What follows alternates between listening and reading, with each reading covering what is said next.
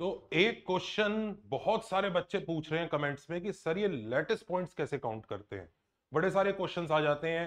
हम लोगों ने पीवाईक्यूज वगैरह में भी देख रखे हैं कि लैटिस पॉइंट आखिर काउंट होता कैसे है। अब नाम से लैटिस पॉइंट ऐसा लगता है कि शायद केमिस्ट्री का कॉन्सेप्ट है, पर ये केमिस्ट्री का नहीं, यहाँ पर मैथ्स का ही कॉन्सेप्ट है। और लैटिस पॉइंट समझते हो होता क्या है। लैटिस पॉइंट कुछ नहीं, ऐसे कोऑर्डिनेट्स होते हैं एक्स वाई प्लेन में जिसके एक्स और वाई दोनों इंटीजर्स होते हैं।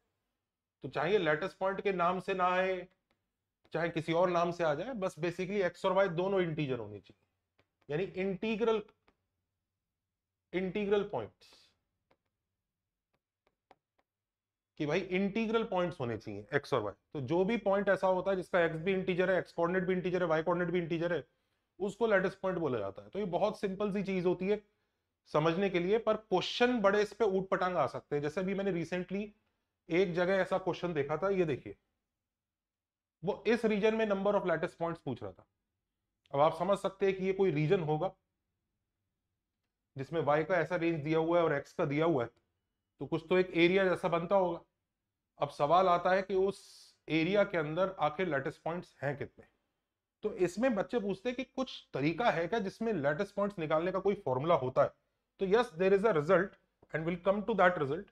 कि जैसे फंडा ये है कि x इक्वल टू ए और x इक्वल टू बी, और हम लोग फंडा जो याद कर रहे हैं वो x एक्सिस के ऊपर वाले फंक्शन के लिए याद कर रहे हैं।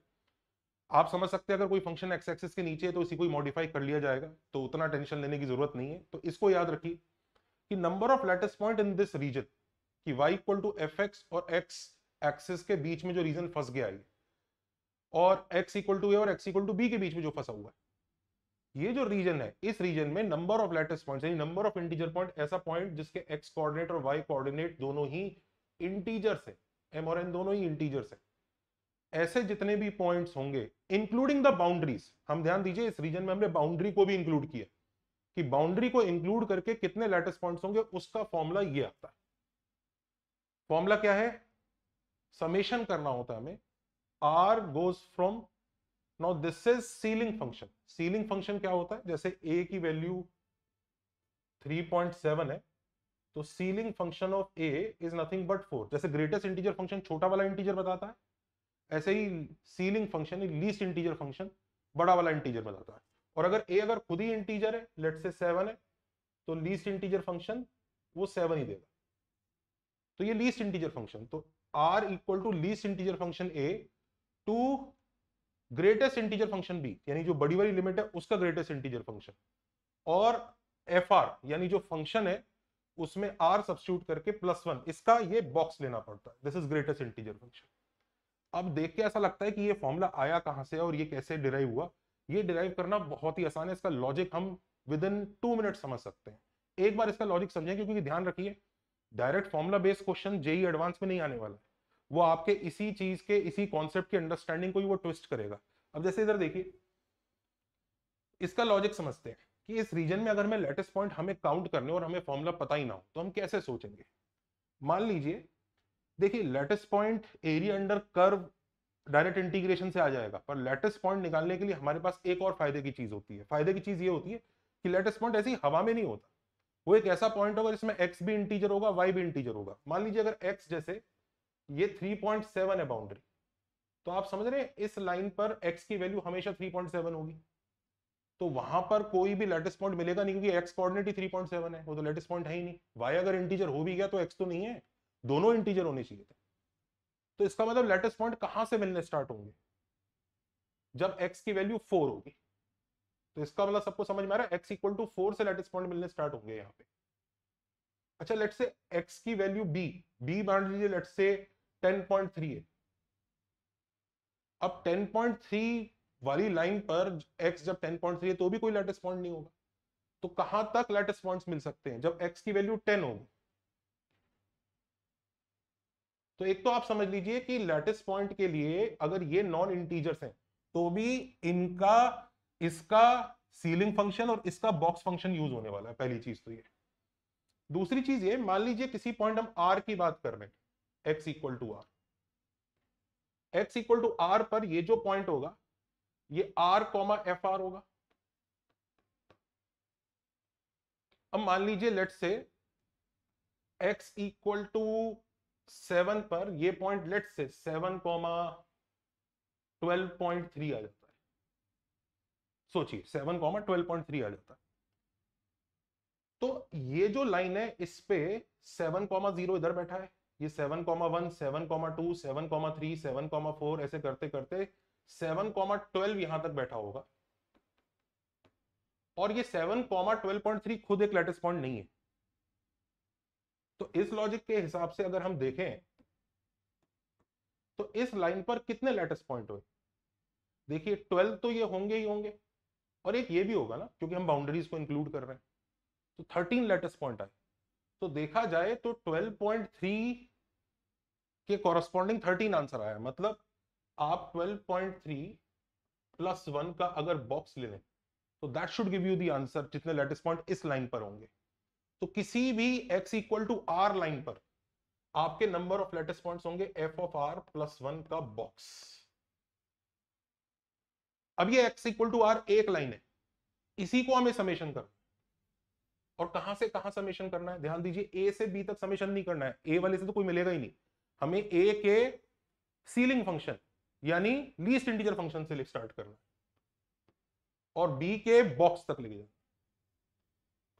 तो अगर हम ऐसा कर देंगे तो हमें number of lattice points in this region including the boundary, जिस बाउंड्री में एक्स एक्सिस भी है, एक्स ये अगर जो भी अगर साइड वाली भी अगर इंटीजर दे रही होंगी तो वो भी है, ऊपर वाला भी है। ध्यान दीजिए, अगर मान ली लेट से ऊपर वाला अगर 12 भी होता तो वो वाला पॉइंट भी इसमें काउंट हो जाता। तो ये इंक्लूडिंग द बाउंड्रीज आंसर आता है। अब हम इसी कॉन्सेप्ट को यूज करके जरा इस क्वेश्चन को हैंडल करते हैं। तो हम इस क्वेश्चन में करने जा रहे हैं, अब जरा इसका रीजन स्केच करते हैं। ये x इक्वल टू हाफ है, ये x इक्वल टू 31/3 है। अब y equal to x square plus x plus 1/3 का ये ग्राफ होगा, जिसका ये कुछ पॉइंट होता होगा। ऑल दो पॉइंट को निकालने की जरूरत नहीं, आप चाहे तो निकाल भी सकते हैं, x को हाफ डाल के ये वैल्यू आ जाएगा। और वहीं पे x इक्वल टू हाफ डाल के इसका भी पॉइंट निकाल सकते हैं, ये पॉइंट भी आ जाएगा। ऑल दो जरूरत नहीं है, पर आप चाहे तो निकाल भी सकते हैं। और जरूरत क्यों नहीं, आप खुद समझ सकते हैं, जब x इक्वल टू हाफ है तो इस बाउंड्री इस वाले लाइन पे तो कोई लेटेस्ट पॉइंट होगा भी नहीं।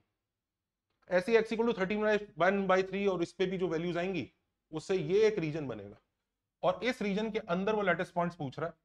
और ध्यान दीजिए उसने इक्वल टू लगा रखा है, मतलब बाउंड्रीज इंक्लूडेड है। ऑल्सो एक चीज का ध्यान रखिए, x इक्वल टू दिस और ये भी देखा है, तो कहने को तो वो दोनों साइड की बाउंड्रीज भी इंक्लूड करने की कोशिश कर रहा है, वो बात अलग है कि हमें पता है वहां पर कोई लेटेस्ट पॉइंट होगा नहीं। तो अब हम इसका आंसर कैसे निकालेंगे? तो देखिए करना बहुत सिंपल है। हम सबसे पहले ये वाले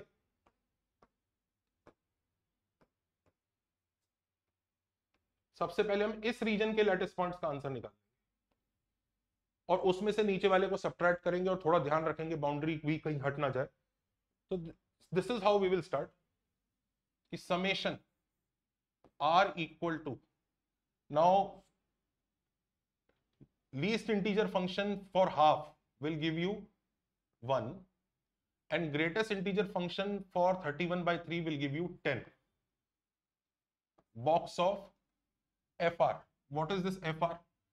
4r cube plus 2r plus half.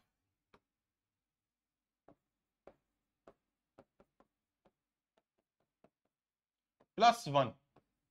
तो ये उस बड़े वाले रीजन के अंदर लैटिस पॉइंट्स आएंगे। अब ध्यान से समझ लीजिए, ये क्वेश्चन बड़ी स्मार्टली बनाया गया, क्योंकि जब आप बॉक्स लगा रहे हैं तो ये एक इंटीजर है, ये एक इंटीजर है, ये एक इंटीजर है, तो ये तो बाहर ही आ जाएंगे। और प्लस बॉक्स ऑफ हाफ रह जाएगा। प्लस बॉक्स ऑफ हाफ क्या होगा? वो 0 हो जाएगा।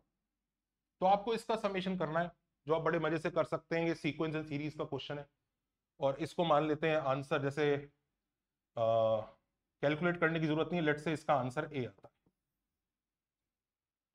अच्छा, वहीं पर ध्यान दीजिए, अब हम इस रीजन का आंसर निकालेंगे, ये वाले रीजन का, ये वाले का। और ध्यान दीजिए इसमें भी बाउंड्री इंक्लूड होगी, ये ऊपर वाली। तो आंसर क्या आएगा? Summation r equal to 1 to 10, वो बॉक्स के अंदर क्या आ जाएगा? r² plus r plus 1/3 plus 1 अब फिर से देखिए ये सिंप्लीफाई होके r equal to 1 to 10 r square plus r plus 1 हो जाएगा और इसका आंसर आएगा b। मैं इसलिए कैलकुलेट नहीं कर रहा, आप खुद ही कर लेंगे। r इक्वल टू 1 का समेशन 10 से 1 से 10 तक का समेशन r स्क्वायर का करना है, सिर्फ फॉर्मूला ही लगाना है। तो मैं रादर देन की वीडियो का लेंथ लंबा हो, मैं आंसर नहीं निकाल रहा हूं, ये आप खुद भी निकाल सकते हैं। तो क्या फाइनल आंसर हमारा a माइनस बी है? Is the final answer a minus B?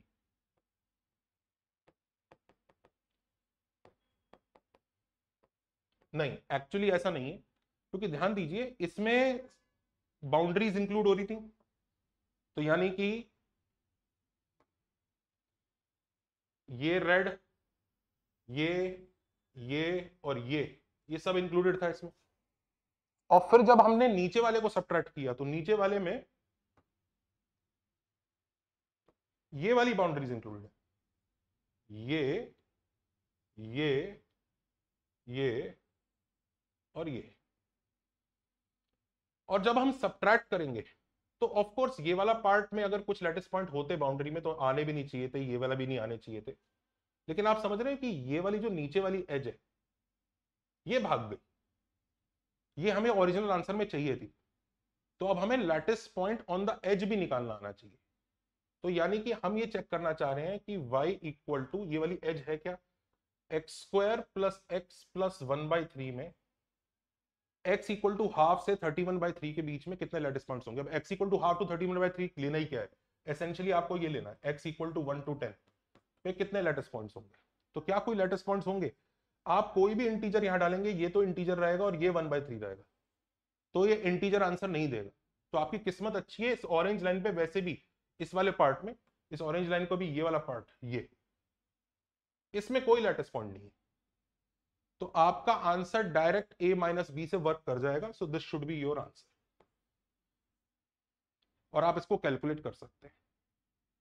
अब जिन बच्चों को ये फंडा समझ में आया है वो एक बार देखिए ये वाला क्वेश्चन ट्राई करके देखें। हमें number of lattice points inside this circle निकालना। अब जरा इसको देखिए, इसको देख के कई बार बच्चे घबरा जाएंगे, सर ये तो बड़ा ही अजीब सा लग रहा है। अब देखिए इस सर्कल, इसमें हमें अपना वाला फंडा लगाना होगा, और जो हमारा वाला फंडा है वो ऐसे डायरेक्टली तो नहीं लगेगा, क्योंकि उसने तो एक सर्कल दे दिया, सर्कल के अंदर का आंसर दे दिया। अब वो जो क्वेश्चंस हैं वो डेफिनेटली हमारे लॉजिक से हो सकते होंगे, तो हमें थोड़ा सा अपने एप्लीकेशन की तरफ ध्यान देना होगा। और यही लॉजिक है हमारे आज के इस सोचने का तरीका वाले वीडियो का, कि इस सर्कल को अगर देखा जाए तो इसका सेंटर 2,3 है। तो x माइनस 2 का whole square plus y minus 3 का whole square is equal to radius कितना है इसका। Now the radius is 2 square 4 plus 9 13 plus 37, radius is √50। ये सर्कल है। मैंने इसलिए वो 31 को 37 किया था, क्योंकि एक्चुअली मैंने क्वेश्चन कॉपी करते हुए थोड़ी सी गलती कर दी थी। तो इसका ये है सर्कल।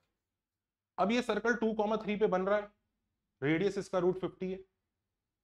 अब ध्यान दीजिए, अगर हम lattice point two lattice point कोई चीज शिफ्ट करते हैं तो नंबर ऑफ लैटिस पॉइंट में कोई बदलाव नहीं आता। मान लीजिए एक चीज यहां बन रही है, इसका सेंटर ऑलरेडी एक लैटिस पॉइंट है, और इसके अंदर एक ग्रिड होगी, जिस ग्रिड के अंदर बहुत सारे लैटिस पॉइंट्स बैठे होंगे, बहुत सारे इंटीजर पॉइंट्स बैठे होंगे। अगर मैं इसको एज इट इज उठा के किसी भी और लैटिस पॉइंट पे शिफ्ट कर दूं, लेट्स से ओरिजिन पे शिफ्ट कर दूं, तो आप समझ सकते हैं number of lattice points inside the grid change नहीं होगा। यानी किसी भी कर्व को अगर आप इंटीजर लेंथ लेफ्ट राइट ऊपर नीचे शिफ्ट करेंगे तो number of lattice point change नहीं होता, क्योंकि ग्रिड तो पूरी इनफाइनाइट है। हाँ, ऐसा कर सकते हैं अगर किसी कर्व को आप इंटीजर लेंथ नहीं शिफ्ट करें, लेट्स से 3/7 लेंथ शिफ्ट कर दें, तो कुछ एक्स्ट्रा आंसर आ सकते हैं या कुछ हट सकते हैं।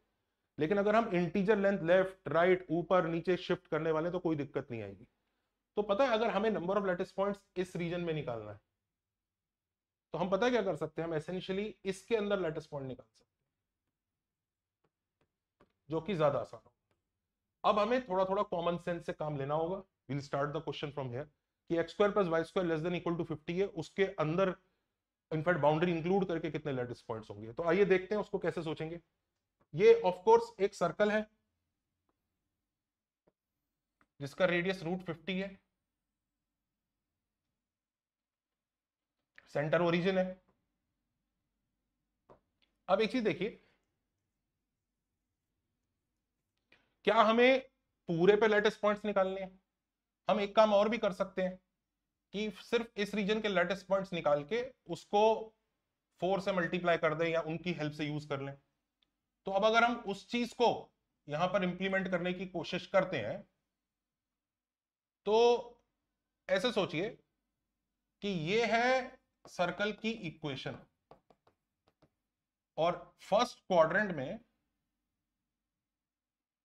जो हमारा ग्राफ बनता है उसकी इक्वेशन होगी √50 माइनस x²। भाई पॉजिटिव लेंगे। अब हम क्या इस रीजन के अंदर लैटिस पॉइंट निकाल सकते हैं इंक्लूडिंग द बाउंड्रीज? बिल्कुल निकाल सकते हैं। आंसर आएगा समेशन। अब देखिए ये x=0 है और ये x=√50 होगा।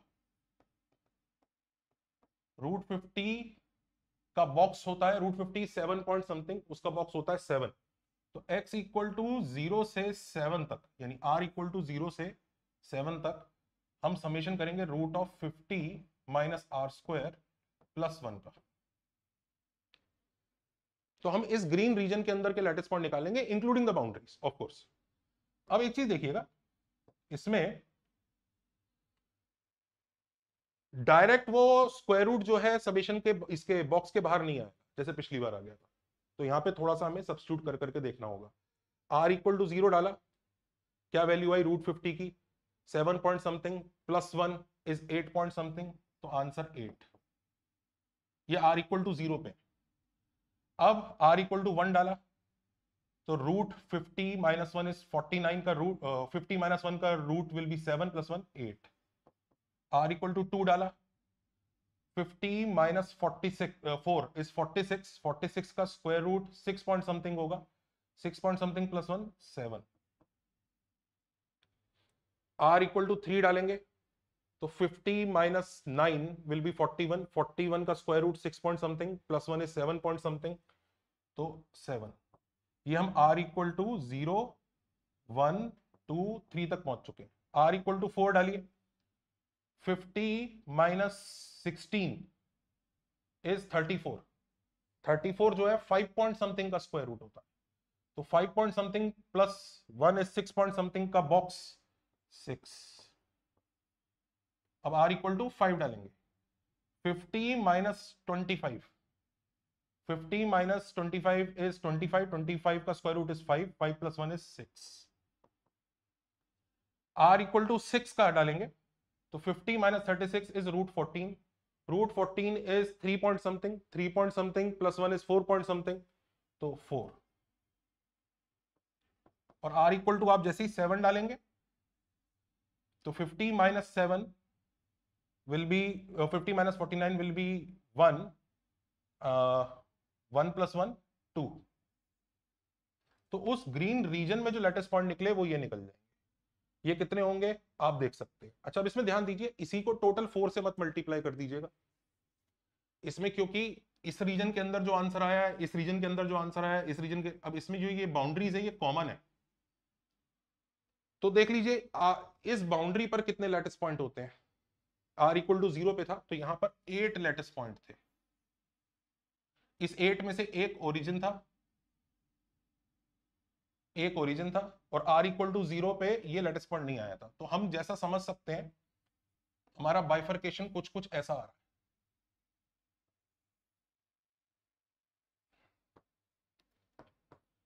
कि ओरिजिन पर एक लैटिस पॉइंट है, यहां से लेकर यहां तक 7 लैटिस पॉइंट है,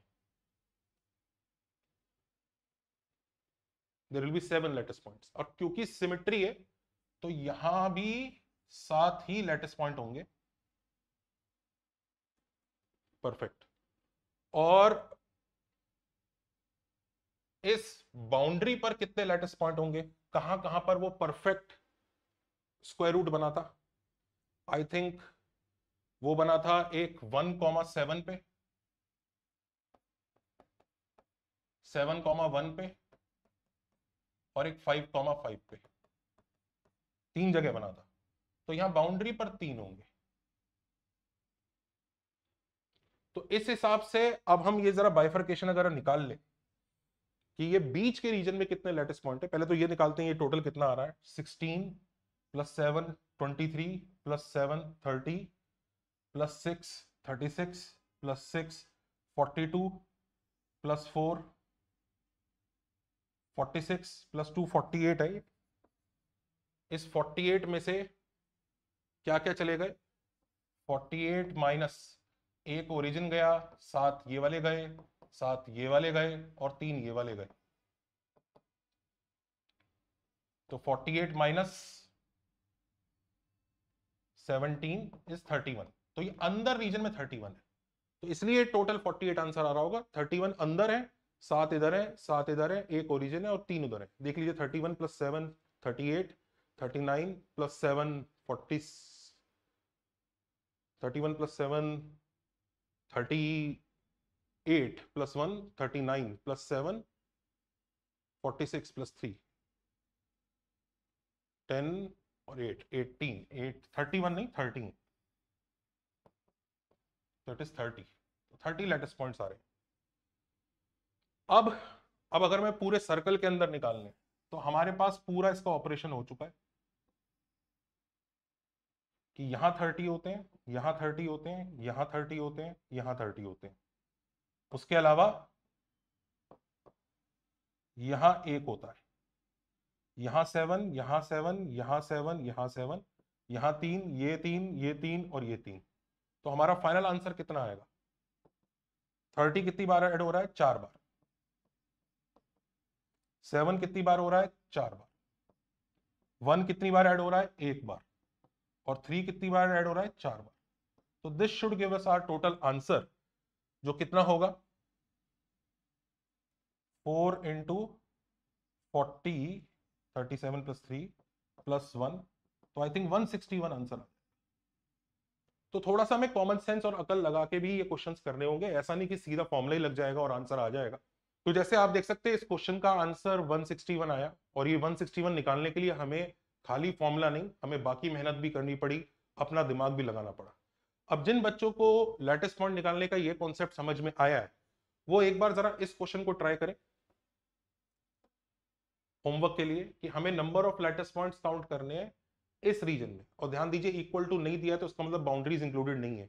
तो आप किस तरह से करेंगे, इसके नंबर ऑफ लैटिस पॉइंट्स कितने आएंगे, ये होमवर्क है, और आंसर को आप कमेंट्स में बताएंगे। समझ में आया तो लाइक कीजिए, शेयर कीजिए, बेल आइकन दबाइए। Take care, bye bye.